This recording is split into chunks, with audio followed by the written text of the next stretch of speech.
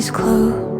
Nung nakaraang video, pinuntahan namin ang Limestone Terraces Waterfalls at ang Calawag Mountain Resort. Kumain sa ilog, nagkawahat bath at nag-river tubing. Na-enjoy talaga namin ang magagandang lugar sa Tibiao, Antique. At may nakapagsabi sa amin na meron daw waterfalls na malapit lang sa tinutuluyan namin, na talaga namang dinadayo pa ng mga turista. Kaya naman agad namin itong pinuntahan. Akalain mong napakaganda pala nito. May 3 waterfalls na magkakasunod, na kinailangan pa naming akyatin ang matarik na hagdan na ito at labanan ang tubig na dumadaloy sa waterfalls. Maakyat lang ang pangatlo. Madali lang itong puntahan at mild hike lang. 30 minutes trek lang mula sa proper ng Barangay Tuno at mararating mo na ang napakagandang waterfalls na ito. May binayaran lamang kaming 50 pesos per head sa mismong papasok ng barangay at 300 pesos para sa tour guide for every 5 persons. Pag sumobra naman sa 5, mag-a-add ka lang ng 50 pesos per head.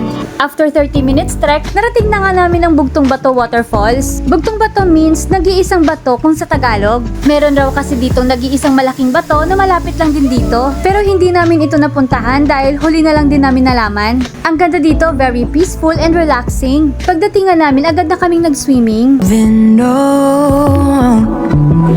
oh, even in the morning, I know you still feel me wrapped up in the sunlight, peeking through your curtains, buried in the music. All the birds are singing out.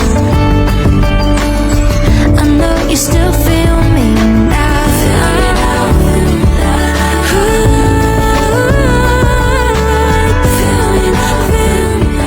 Pagkatapos namin sa unang waterfall, umakyat na din kami sa pangalawa. May konting lalakarin lang pero sobrang lapit lang. Tanaw mo na agad ang waterfalls. Grabe, sobrang ganda ng lugar na to. At hindi rin namin pinalagpas na hindi makapag-swimming. Oh, even in the morning, I know you still feel me wrapped up in the sunlight, peeking through your curtains, buried in the music. All the birds are singing out. I know you still feel me now.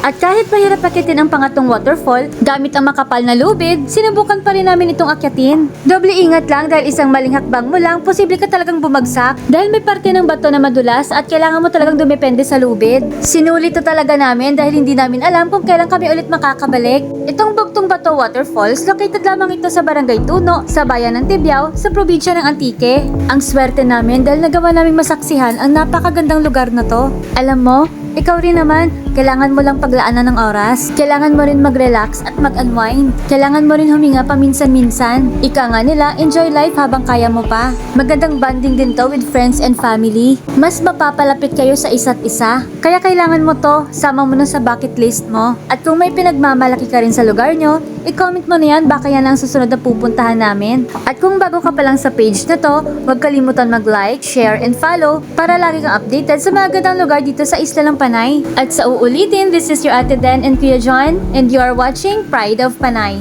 Bye!